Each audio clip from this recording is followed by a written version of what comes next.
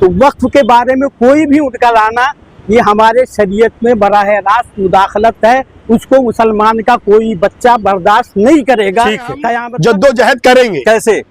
कानून से, कानून के हिसाब से लड़ेंगे, आंदोलन करेंगे, जो हमसे बन पड़ेगा करेंगे। हम वक्त की जमीन जाने नहीं देंगे। आंदोलन पे भी बहुत गवर्नमेंट सख्त है तो है, मालूम है। 10 तो 10 दरिया भी न छोड़े, हमने बड़े जुल्मात में दौड़ा दिए घोड़े, हमने तो डरेंगे क्या है? मुसलमान डरेंगे? देश की सरकार जो है चाहती है कि मुसलमानों को अपाहिज कर दिया जाए।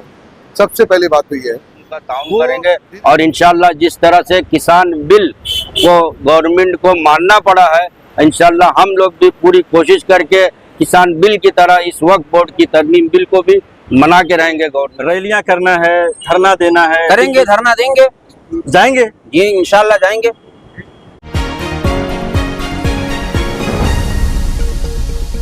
देखती आंखों सुनते कानों, आपको अशरफ अली दस्तवी का आदाब।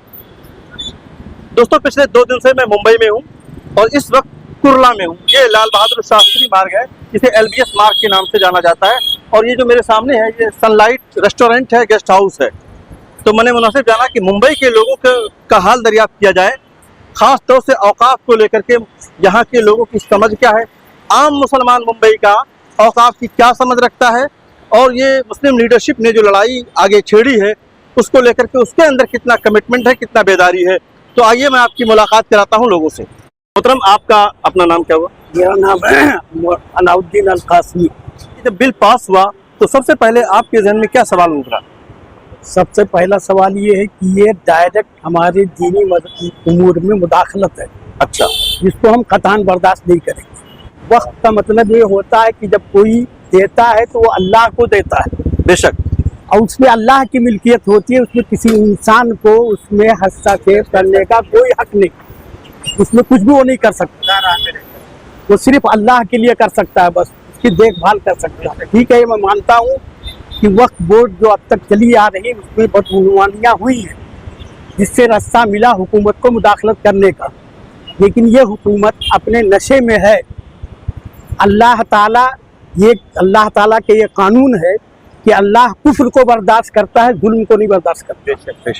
एक जुल्म की एक इंतहा होती है, उस हद पे जब ये पहुंचेंगे और अल्लाह रस्सी खींचेगा ना, तो फिर इनको कहीं रास्ता नहीं, कहीं जगह नहीं मिलेगी।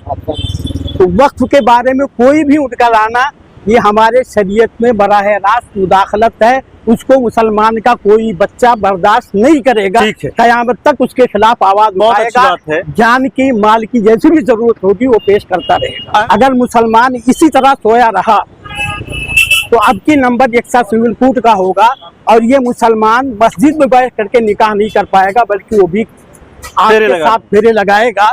ये अपनी मुर्दों को नमाजी जनाजा पढ़ के दफना नहीं पाएगा, इसको भी शमशान घाट में ले जा करके अपनी मुर्दों को जलाना पड़ेगा।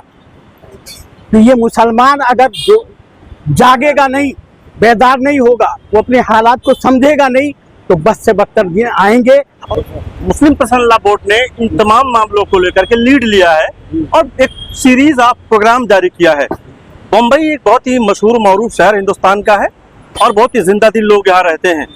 क्या हम समझें कि यहाँ से कोई ऐसी तहरीक आप लोग उठा पाएंगे जो देश में लोगों तक पहुँचेगी? अल्लाह से अपने मामलात को मजबूत करें, अल्लाह से दुआ करें, रोएं, गिड़गिड़ाएं, और उसके साथ साथ जो जमहूरी तरीका उस तरीकों को लें। इंशाअल्लाह बम्बई में भी मुस्लिम पर्सनल लॉ बोर्ड हो या जमीयत उलमा हिंद, कोई भी आवाज़ लेके आएंगे, हम भरपूर अपने हर तरीके से उनका ताउन करेंगे। रोड पे निकलना होगा तो रोड पे निकलेंगे, मजिस्ट्रेटों का घेराव करना होगा तो वो करेंगे, जो भी कहेंगे वो हम उसके लिए हर वक्त तैयार हैं। और इंशाअल्लाह बम्बई से एक अच्छा, एक मजबूत इनकलाब निकल करके पूरे हिंदुस्तान के सामने आएगा। बहुत शुक्रिया। अंजुम जावेद साहब। अंजुम साहब, मुझे बताइए कि ये जो बिल गवर्नमेंट ऑफ इंडिया ने पास किया है, बहुत जोर जबरदस्ती से पास किया है, किसी की नहीं सुनी, दोनों सदनों में खूब डिस्कशन हुआ, लेकिन अपने तौर पर जो काम करना था किया। आप क्या महसूस करते हैं? गलत हुआ है। क्या गलत हुआ? आपको हम 5 रुपया दिया तो आपको दे दिया ना, तो छीनने का हक किसको है? हमने जब आपको दे दिया, वक्फ कर दिया, दैट्स ऑल, मामला वहीं पे खत्म। तो अब क्या करेंगे हम? अबे हम लोग आंदोलन करेंगे। आंदोलन करेंगे? आंदोलन पे भी बहुत गवर्नमेंट सख्त है तो है, मालूम है।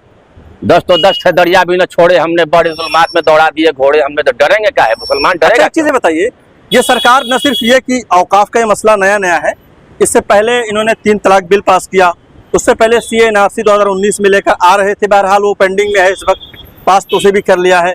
तो एक के बाद दीगरे 11 साल की जो सरकार है मोदी की, उसने जिस तरह से मुसलमानों के इशूज़ को लेकर के लगातार टारगेट कर रही है। करने दीजिए ना, हमारा मामला तो जिकाबान अल्लाह है, करेगा। लड़ाई कैसी लड़ी जाए? लड़ाई लड़िए रहे हैं। उमर फारूक शेख। उमर फारूक साहब, औकाफ का बिल पास हुआ है और आपने सुना कि सरकार ने पास कर लिया, तो आपके दिमाग के अंदर सबसे पहला सवाल क्या आया? सवाल ये आया कि वक्फ के माने ही होता है कि हमने किसी को वक्फ कर दिया, दे दिया, तो जिसको दे दिया सामान उसका हो गया, तो हमारा उसमें कोई अधिकार नहीं है, ना हमको उसमें शामिल होना है, ना उसमें पार्टनरशिप होना है। जिसका चीज है उसका हुआ, उसमें दूसरे को कोई दखलंदाजी करने का, अगर कोई दखलंदाजी हो रहा है तो बहुत बड़ी गलती कर रहे हैं। तो अब तो ये चीज सरकार ने पास कर दी है, आपके पास क्या बचा है? हमारे पास है कि हम इसके लड़ेंगे, सरकार से, गवर्नमेंट से अपना जो अधिकार है मांगेंगे। मुस्लिम पर्सनल लॉ बोर्ड, जो मुसलमानों का सबसे बड़ा बोर्ड है, वो इसकी अगुवाई कर रहा है।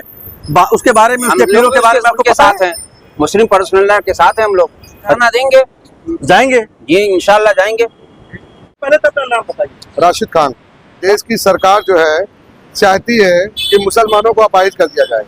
सबसे पहली बात तो ये है कि वक्त का जो मामला है, वक्त इतना आसानी से छूटने वाला नहीं है। हम सुप्रीम कोर्ट जा रहे हैं और इंशाल्लाह जाएंगे और हमें हमारे हक में फैसला होगा, हमारे हक में फैसला होगा और ये लड़ाई हम लड़ते रहेंगे।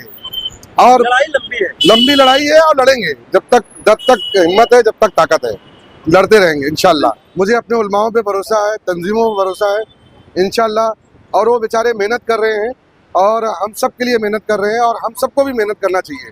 मुंबई से क्या संदेश जाना चाहिए पूरे देश को? बॉम्बे से यही संदेश जाना चाहिए कि हम सबको एक होने की ज़रूरत है और मुसलमान घर में बैठ के अपनी ज़रूरतें पूरी कर रहा है, लेकिन कौम के बारे में नहीं सोच रहा है। ये सबसे बुरी बात है कि सिर्फ हम अपने बारे में सोचते हैं। ये लड़ाई लंबी भी होगी, मुश्किल भी होगी, यकीनन हम किसी चीज़ से नहीं डरते हैं और न डरेंगे इंशाल्लाह। अल्लाह हमारे साथ है। क्या नाम हुआ आपका? मोहम्मद महबूब। महबूब साहब, आपने सुना कि गवर्नमेंट ऑफ इंडिया ने वक्फ का बिल पास किया है। जब इस बात की खबर आप तक पहुंची, आपके दिल पर क्या गुजरी? बहुत ठेस पहुंची भाई साहब। जब ये कानून सुना, ये बीजेपी गवर्नमेंट जो है ये सत्ते के नशे में है, जबकि वक्फ का मतलब अभी हमारे मौलाना साहब ने जो बताया है कि वक्फ का मतलब है कि अल्लाह की राह में हमने अपनी ज़मीन को दे दिया।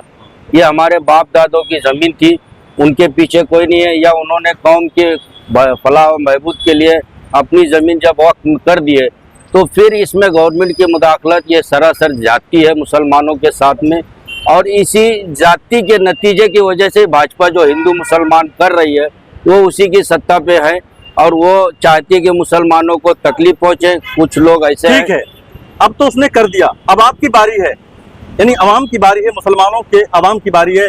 किस तरह से इस लड़ाई को आगे बढ़ाएंगे आप लोग? इसको हम हिस्सा लोग किस तरह से कानूनी तौर पर जमायत उलमा हिंद के साथ में मुस्लिम पर्सनल लॉ बोर्ड है, असदुद्दीन अवैसी साहब हैं जो इस मामले में काफ़ी मेहनत कर रहे हैं। हम मुसलमान हर तरह से उनके साथ में रहेंगे, जहां हमको कहेंगे, जहां हमको बुलाया जाएगा, जिस तरह से कानून के दायरे में रहकर हम लोग उसका प्रोटेस्ट करेंगे और उनका ताउन करेंगे। और इंशाल्लाह जिस तरह से किसान बिल को गवर्नमेंट को मानना पड़ा है, इंशाल्लाह हम लोग भी पूरी कोशिश करके किसान बिल की तरह इस वक्फ बोर्ड की तरमीम बिल को भी मना के रहेंगे गवर्नमेंट से। कमाल सिद्दीकी।